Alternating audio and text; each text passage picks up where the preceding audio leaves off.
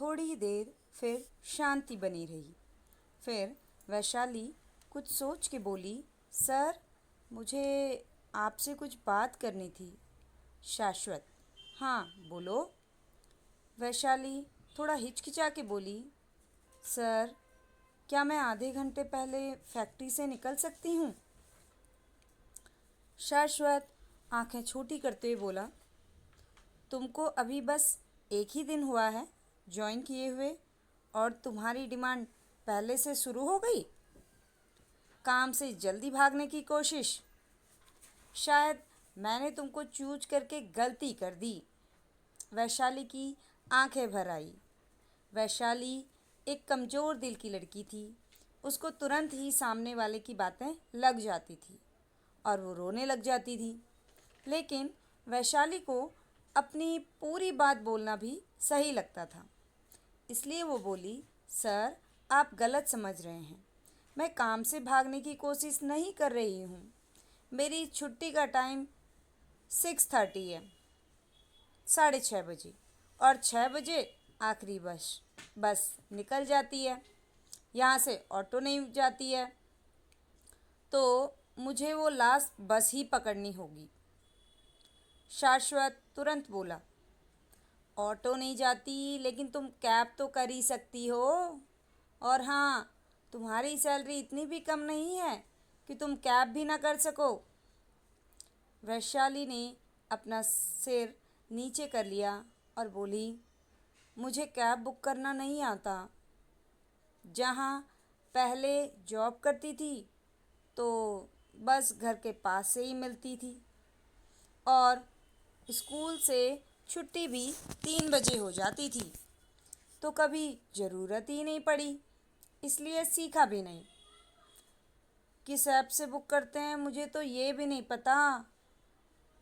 ये भी सीख लूँगी, पर तब तक आप अगर मेरी छुट्टी 5:30 बजे या 5:45 पर कर दें तो मैं 6 बजे की बस पकड़ लूँगी। और हाँ, अगर आपको लगता है मैं काम चोरी कर रही हूँ तो मैं सुबह 1 घंटे पहले आ जाऊँगी। शाश्वत वैशाली को देखने लगा। क्या आज के टाइम में भी ऐसे लोग हैं जिनको कैब बुक करना छोड़ो, किस ऐप से कैब बुक होती है ये तक नहीं पता हो? शाश्वत सोच में डूबा था कि मंदिर आ गया। शाश्वत ने गाड़ी पार्किंग में लगाई और वैशाली से बोला, तुमको तो पता ही होगा पूजा में क्या क्या लगता है, तो जाओ ले आओ। वैशाली ने ओके बोला पर गई नहीं। तो शाश्वत बोला, खड़ी क्या हो, जाओ लेकर आओ पूजा का सामान। तुमको घर नहीं जाना? घर नहीं जाना क्या? लेट नहीं हो रहा तुमको? वैशाली थोड़ा झिझक करके बोली, सर, पहले पैसे तो दीजिए। मेरे पास इतने पैसे नहीं हैं कि पूजा का सामान ले सकूं। शाश्वत ने पहले हैरानी से देखा, फिर उसको 500 रुपये देते हुए बोला, जाओ अब लेकर आओ। तो वैशाली फिर झिझक के बोली, सर, 600 और दीजिए, 1100 की सुहाग की पूरी थाली आती है। शाश्वत आंखें फाड़ करके वैशाली को देखने लगा। वैशाली ने अपनी नज़रें नीचे कर ली। शर्म तो उसको भी बड़ी महसूस हो रही थी, लेकिन वो भी क्या करती। उसके पास इतने पैसे होते तो वो क्या समोसा खा के अपना दिन गुजारती, या बस में जाने के लिए शाश्वत से रिक्वेस्ट करती। शाश्वत ने फिर अपने वॉलेट से 5,000 रुपये निकाले और वैशाली के हाथ में रखते हुए बोला, अब जाके शांति से सारा सामान लेकर के आओ। वैशाली तुरंत वहाँ से भाग गई। शाश्वत ने अपने फोरहेड पर हाथ रखा और बोला,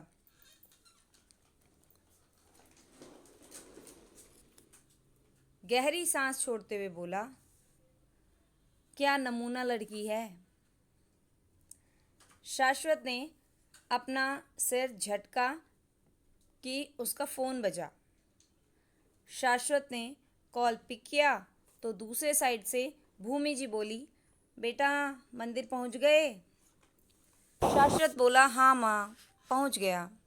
आप कितनी बार ये पूछ चुकी हो, मैंने बोला था ना, जैसे आपने बोला मैं पूजा कर दूंगा, आप परेशान मत हो। दूसरी तरफ से भूमि जी बोली। भूमि जी खुश हो गई और बोली, बेटा तुमको सुहाग का सामान पता नहीं होगा ना, मेरी जानू से बात हुई है, वो भी वहीं जा रही थी पूजा के लिए, तो वो तुम्हारी मदद कर देगी। ठीक है, वो पहुंचती ही होगी, तुम उसका थोड़ा सा इंतज़ार कर लो। भूमि जी बोल रही थी, लेकिन शाश्वत रोड के साइड में खड़ा था, तो गाड़ियाँ बहुत निकल रही थी, उनके हॉर्न भी बज रहे थे, और हॉर्न से उसको ठीक से भूमि जी की बात समझ में नहीं आई, और बोला, ठीक है माँ, घर आके बात करता हूँ, और उसने कॉल कट कर दिया। भूमि जी खुश हो गई और सिर से बोली, हो गया काम। आज जानू और शाश्वत थोड़ा टाइम तो साथ में रहेंगे ही, और मुझे जानू पर विश्वास है, वो शाश्वत के दिल में अपने लिए जगह बना ही लेगी।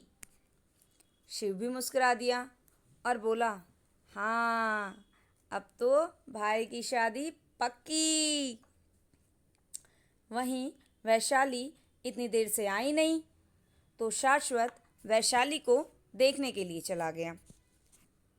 तो वैशाली सुहाग की थाली लेने के लिए लाइन में लगी थी कि शाश्वत की नज़र वैशाली के पीछे खड़े दो लड़कों पर गई, जो वैशाली की पीठ को देख के आपस में बात करते हुए हंस रहे थे।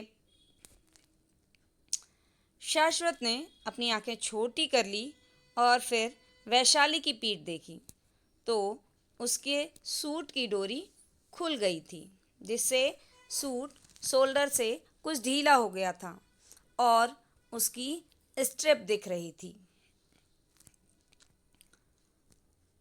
शाश्वत ने फिर उन लड़कों को उनको घूर के देखा, और वहीं से एक माता की चुनरी की दुकान से एक बड़ी सी चुनरी खरीदी और वैशाली के पास आके उसको शोल्डर से उड़ाते हुए बोला, उधर जाके खड़ी हो, मैं लेकर आता हूँ।